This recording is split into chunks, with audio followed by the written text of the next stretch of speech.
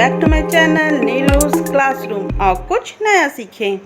So plants also depend on animals. Not only plants helps animals in their survival, but animals living in a forest also help the plants of the forest to grow. Some animals such as the butterfly, honeybee, hummingbird, bat and moth helps flowers in pollination. Without pollination, flowering plants cannot form seeds and hence cannot reproduce. तो केवल जो plants होते हैं, पौधे होते हैं, पेड़ होते हैं, उन पर ही जानवर नहीं डिपेंड करते हैं, प्लांट्स भी जानवरों पर डिपेंड करते हैं. किस तरीके से? ये जिस तरीके से एनिमल्स प्लांट्स पर डिपेंड करते हैं उसी तरीके से प्लांट्स भी एनिमल्स पर डिपेंड करते हैं. Butterfly, honey bee, humming birds, कुछ चिड़िया, बटरफ्लाई और कुछ इंसेक्ट्स, ये सब जो होते हैं वो पॉलिनेशन में हेल्प करते हैं. मतलब जो कण होते हैं फ्लावर के, फूलों के, उसे पॉलिनेशन की प्रोसेस के लिए एक जगह से दूसरे जगह के लिए ले जाने में मदद करते हैं. तो एक फूल से दूसरे फूल पे पहुंचाते हैं जिससे कि पॉलिनेशन की प्रोसेस होती है, फिर सीड्स बनते हैं और इस तरीके से रिप्रोडक्शन होता है प्लांट्स में और फिर एक नया बीज बनता है और बीज से पौधे तैयार होते हैं. तो इस तरीके से एनिमल्स हेल्प करते हैं प्लांट्स की रिप्रोडक्शन के लिए. Animals also help in dispersal of seeds. Several seeds और फ्रूट्स हैव हेयर और spines on them. They stick to the animal's skin or fur are carried to long distances. तो animals जो बीज होते हैं उनको दूर दूर तक फैलाने में भी काम करते हैं, क्योंकि कुछ फल और जो सीड्स होते हैं, बीज, उनमें छोटे छोटे कांटे या छोटे छोटे फर जैसे बाल होते हैं जो कि जानवरों के स्किन में चिपक जाते हैं और फिर इस तरीके से जानवर उन्हें लेके दूर दूर जाके वो गिरते हैं, जानवरों के साथ चले जाते हैं और वहां जाके वो प्लांट्स ग्रो करते हैं. इस तरीके से अलग अलग जगह में प्लांट के ग्रो होने के लिए भी एनिमल्स जिम्मेदार होते हैं. Animal excreta and their dead bodies add nutrients to the soil. They act as a manure and provide minerals for plant growth. तो एनिमल का वेस्ट प्रोडक्ट, उनकी डेड बॉडीज जो होती हैं वो सॉइल में एक न्यूट्रिएंट्स का काम करती हैं, वो खाद का काम करती हैं और वो प्लांट ग्रोथ के लिए मिनरल्स प्रोवाइड करती हैं उनको. The living organism that make up the biotic component of an environment can be divided into 3 groups depending on how they obtain their food. तो जो लिविंग ऑर्गेनिज्म है वो हमारे इन्वायरमेंट में किस तरीके से काम करते हैं उसके हिसाब से वो कैसे अपना भोजन, खाना लेते हैं, उस तरह से वो 3 भाग में डिवाइड होते हैं. जैसे फर्स्ट किस तरीके से डिवाइड होते हैं आप सब जानते हैं. As a producers, as a consumers and as a decomposers. So producers पैदा करने वाला, कंज्यूमर उसे खपाने वाला और डिकम्पोजर्स बचे हुए अवशेषों को नष्ट करने वाला. तो you know that the green plants make their own food from carbon dioxide and water using the energy of sunlight. So this process is called photosynthesis. So organisms that can make their own food are called producers. They are also called autotrophs. तो ये photosynthesis की process plants में होती है तो उन्हें क्या बोलते हैं? प्रोड्यूसर्स, क्योंकि वो अपना खाना खुद बनाते हैं. या फिर उन्हें क्या बोलते हैं? Autotrophs. Auto means self, trop means food. खुद का खाना बनाने वाले autotrophs. Some organism depends directly or indirectly on the food prepared by plants, they are called consumers or heterotrophs. All animals including human beings are consumers.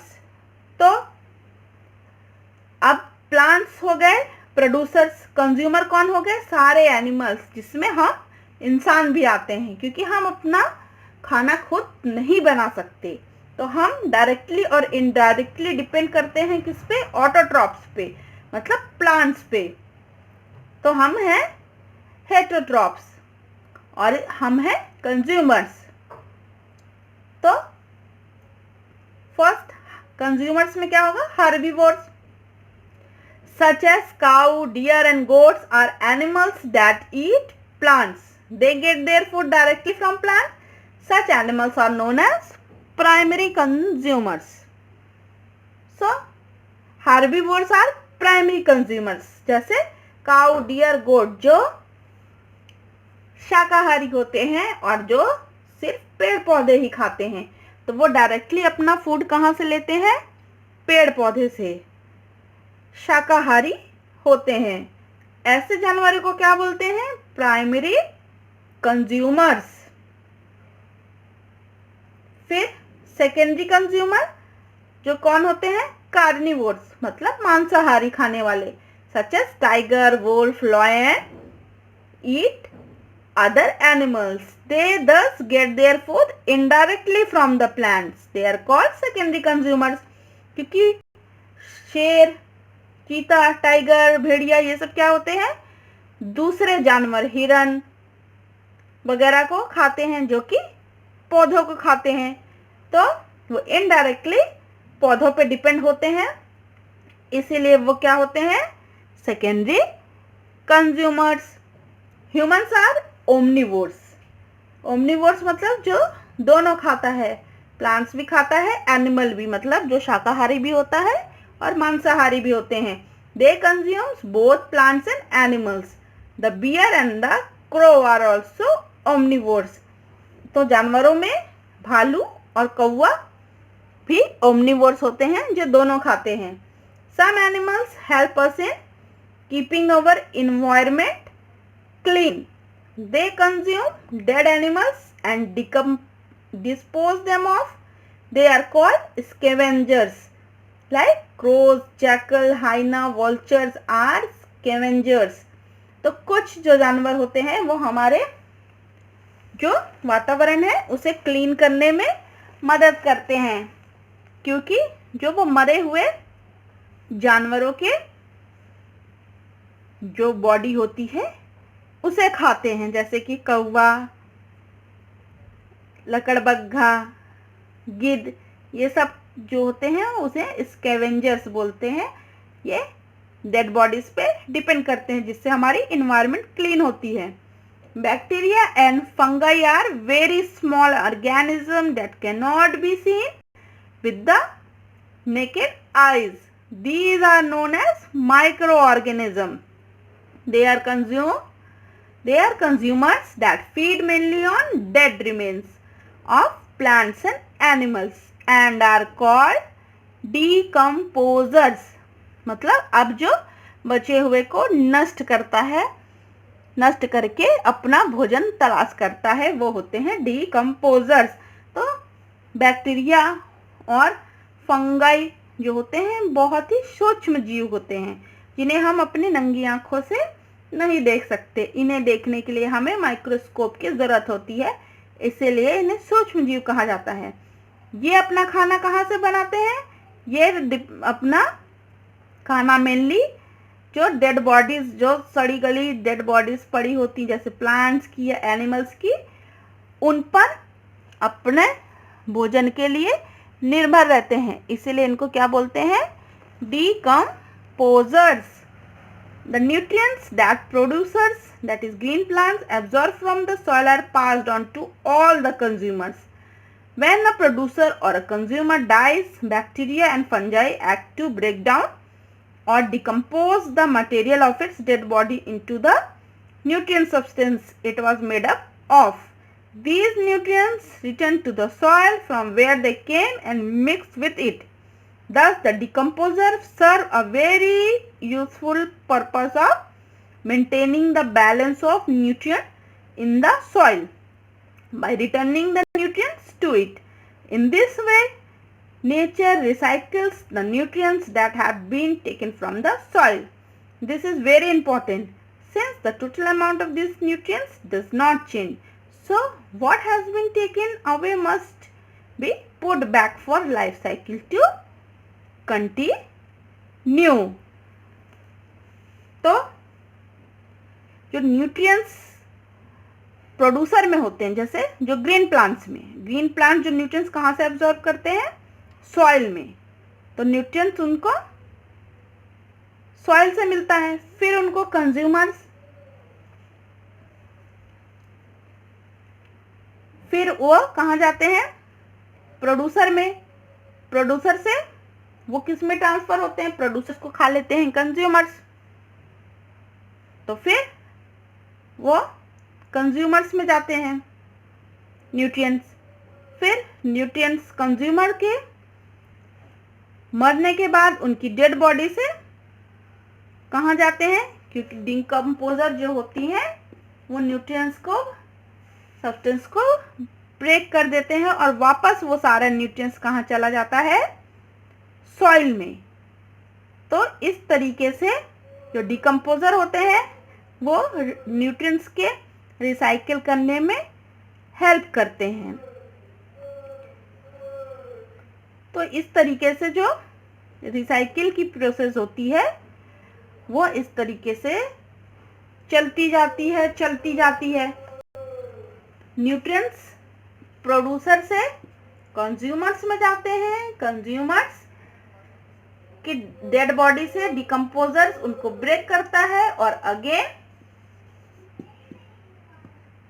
Soil में जाते हैं, soil से again producer में। इस तरीके से ये साइकिल चलती ही जाती है। Mushrooms which are also fungi but are not microscopic in size are also decomposers. तो जो मशरूम होते हैं, मशरूम तो हम सब जानते हैं, जो मशरूम होते हैं वो हम अपनी आंखों से देख सकते हैं, वो भी फंगस होते हैं, फंजाई होते हैं, पर उनको माइक्रोस्कोप से देखने की ज़रूरत नहीं होती, वो हमें ऐसे ही दिखते हैं और वो भी डिकम्पोजर्स होते हैं।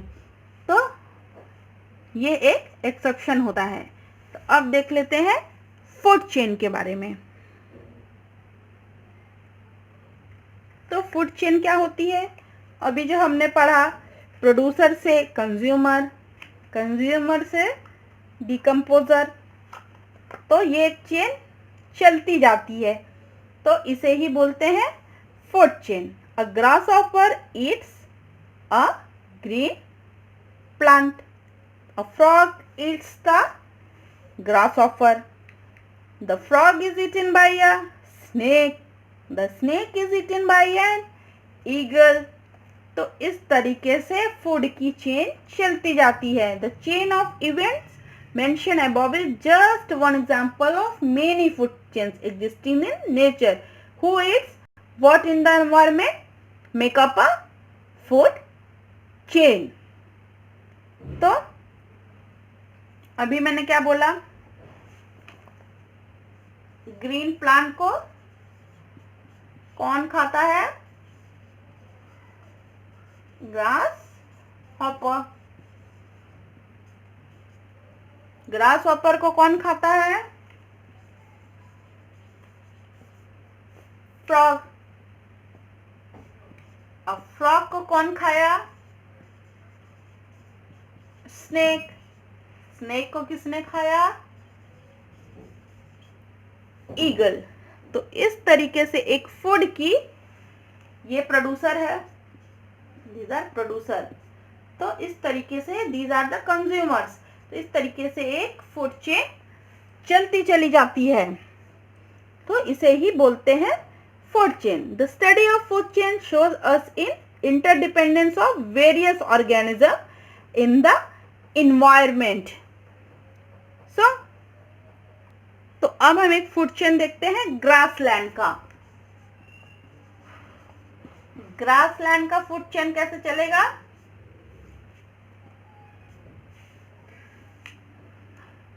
ग्रासलैंड में ग्रासलैंड की बात कर रहे हैं तो यहाँ पे आएगा ग्रास।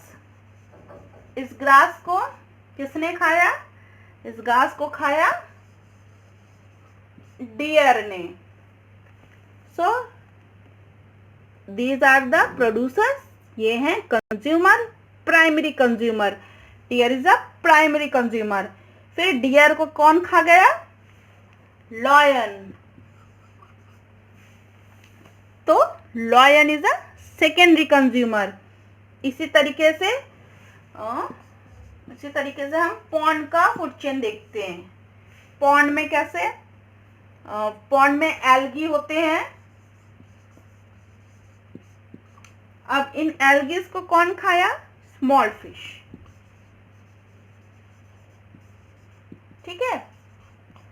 फिर इन स्मॉल फिश को किसने खा लिया? इन स्मॉल फिश को खा लिया लार्ज फिश ने। तो इस तरीके से पॉन्ड्स में भी फूड चेन चलती है।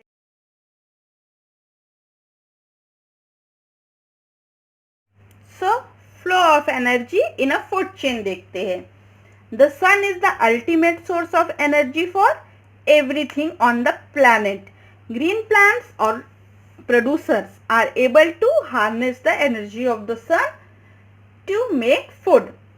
In a food chain, energy from plants, that is producer, is passed on from one organism to another. From the producer to energy goes to the primary consumer, that is herbivores, and then is passed on to the secondary consumer, that is carnivores. Thus, producers are always at the beginning of the food chain, that is at the top of the food chain. The role of decomposer comes when plants and animals dies. So, decomposer always at the last or at the bottom of the food chain. So, सूर्य से, सन से हमें क्या होता है? हमारे पूरे planet, हमारे पूरे ग्रह को सूर्य से ही ऊर्जा मिलती है। तो उसी ऊर्जा से जो ग्रीन प्लांट्स होते हैं वो अपना खाना बनाते हैं। तो फूड चेन के सबसे ऊपर पे कौन होते हैं? ये ग्रीन प्लांट्स, जो इनसे एनर्जी लेते हैं बाकी दूसरे, तो इन्हें कहते हैं प्रोड्यूसर्स। ठीक। फिर इनसे एनर्जी लेते हैं दूसरे ऑर्गेनिजम्स। तो प्रोड्यूसर के बाद होते हैं प्राइमरी कंज्यूमर, जो होते हैं हर्बीवोर्स, जो शाकाहारी जानवर होते हैं, जो घास, पेड़ पौधों की पत्तियां खाते हैं। तो ये प्राइमरी कंज्यूमर्स पेड़ पौधों खाते हैं, तो ये हो गए प्राइमरी कंज्यूमर्स। उसके बाद इन शाकाहारी जानवरों को मांसाहारी जानवर खाते हैं, जो होते हैं सेकेंडरी कंज्यूमर्स, जिन्हें हम कार्निवोर्स भी बोलते हैं। तो इस तरीके से प्रोड्यूसर जो होते हैं, मतलब प्लांट्स, ग्रीन प्लांट्स, वो हमेशा फूड चेन के टॉप पे होते हैं। और जो डिकम्पोजर का रोल होता है वो कब होता है? जब ये पेड़ पौधे और जानवर मर जाते हैं, क्योंकि वो डिपेंड करते हैं उनके डेड बॉडीज पे।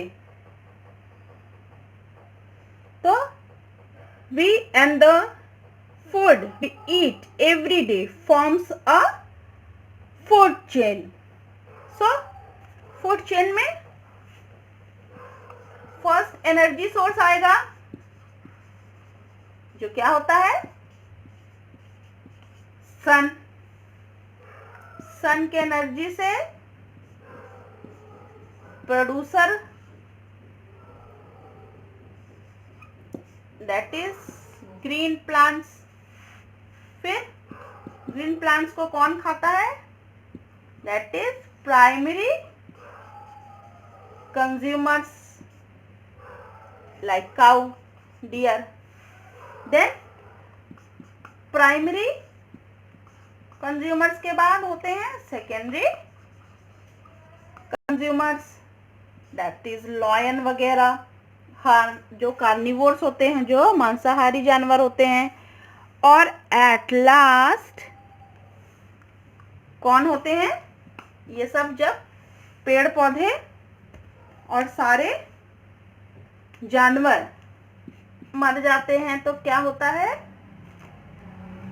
ये डिकम्पोज होते हैं। तो एट लास्ट क्या आ जाएंगे, डिकम्पोजर्स। तो लास्ट में क्या होते हैं, decomposers.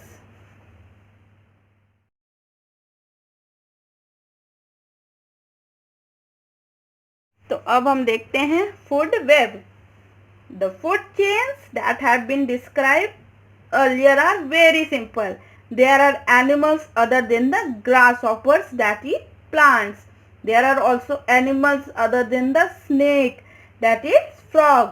Peacocks eat snake as well.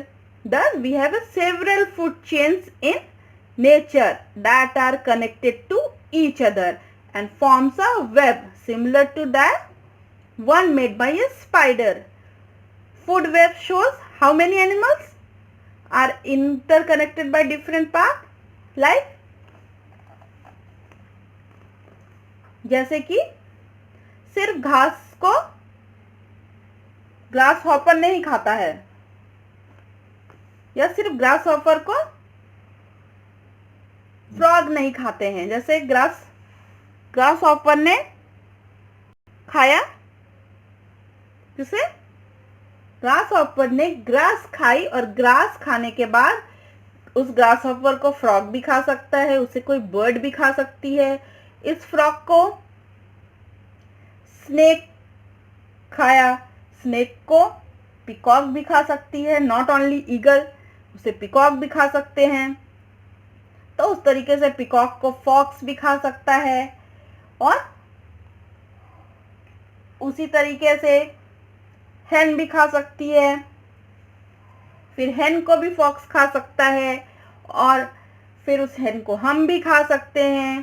तो इस तरीके से डिफरेंट एनिमल्स, सिर्फ एक से फूड चेन नहीं चलती है, अलग अलग एनिमल्स एक ग्रास को अलग डिफरेंट एनिमल्स खा सकते हैं, फिर उन डिफरेंट एनिमल्स को और डिफरेंट एनिमल्स खा सकते हैं। इस तरीके से एक जाल की तरह होता है, इसलिए इसे कहते हैं फूड वेब।